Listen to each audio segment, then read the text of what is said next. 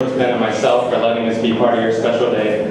It is truly an honor. I know they both have put a tremendous amount of effort into this planning of this wedding, and I can only hope that apart from this speech, everything exceeded their expectations.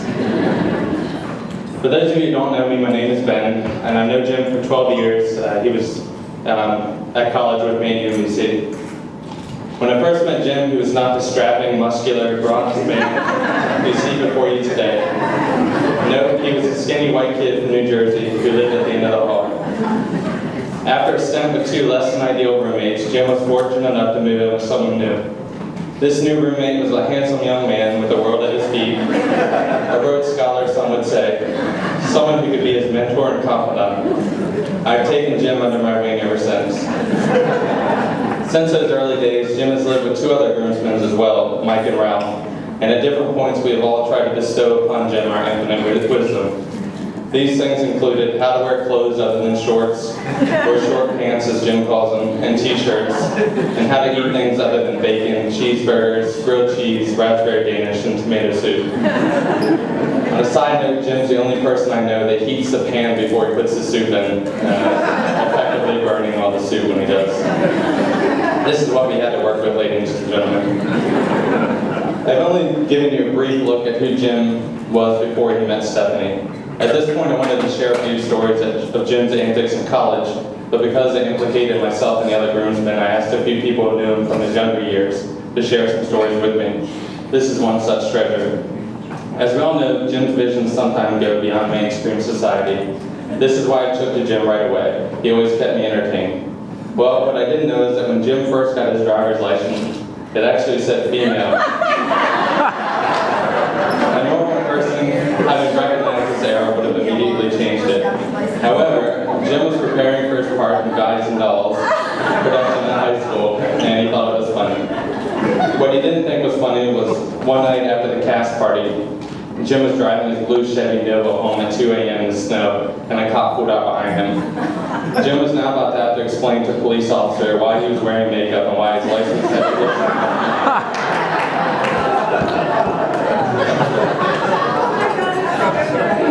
Now, most of you know Jim is a photographer and map maker by trade, but some of you might not know that Jim has the worst sense of directions I've ever seen. I once invited him to a Halloween party and gave him detailed instructions on how to get there. Jim thought he knew his own quicker route. Jim arrived promptly a couple hours late. But seriously, Jim is one of the most talented people I know. He's the only person that I know that has ever made it into Sports Illustrated. That's the truth. I don't know if everybody knows that. Yes. He's a writer and fantastic artist.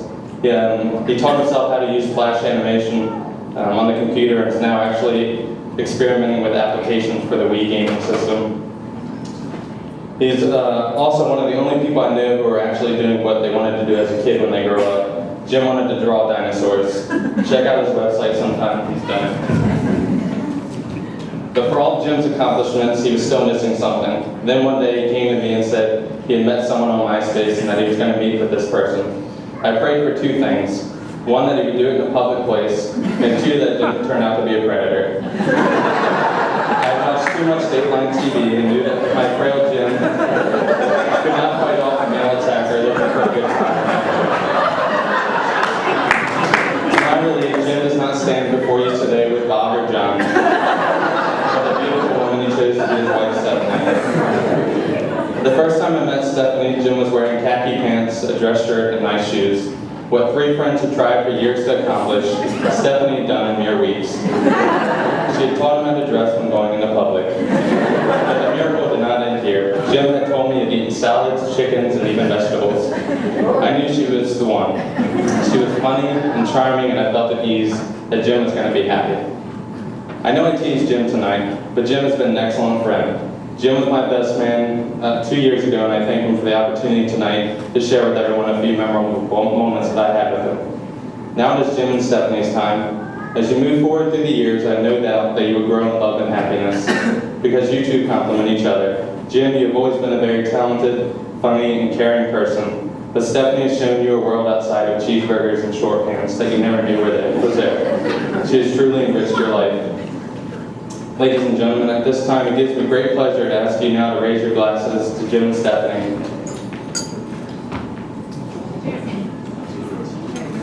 Jim, I feel richer for being able to call you a friend, and I'm glad you found such a wonderful woman to share your life with. May your love be modern enough to survive the times and old-fashioned enough to last forever. To Jim and Stephanie.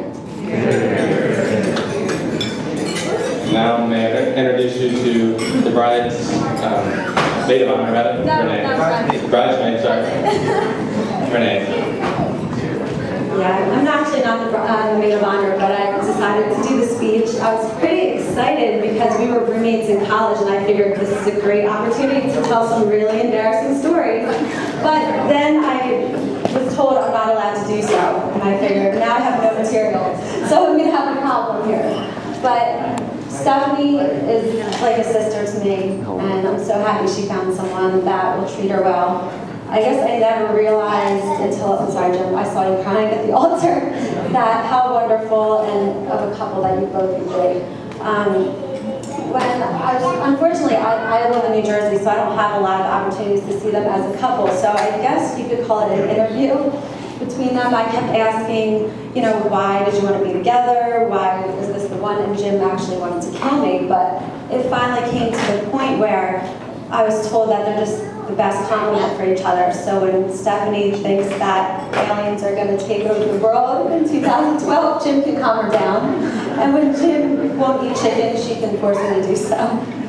But I just wish you both all the best. I know that you guys are going to have a happy life together. It's the little things that make your life and journey together a great and wonderful life together. All I'm going to say is I hope you guys got a coffee pot. And for anyone who hasn't seen the video of them trying to make coffee in a pot with a ladle, you should probably try to watch it because it's fairly amusing. So, congratulations.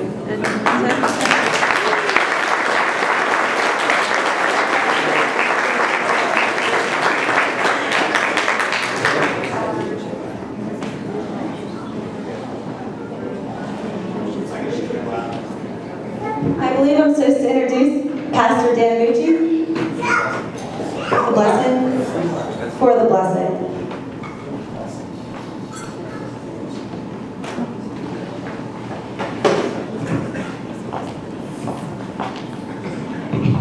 Thank you, that's great. Father, thanks for the chance to be a part of James and Stephanie's lives, and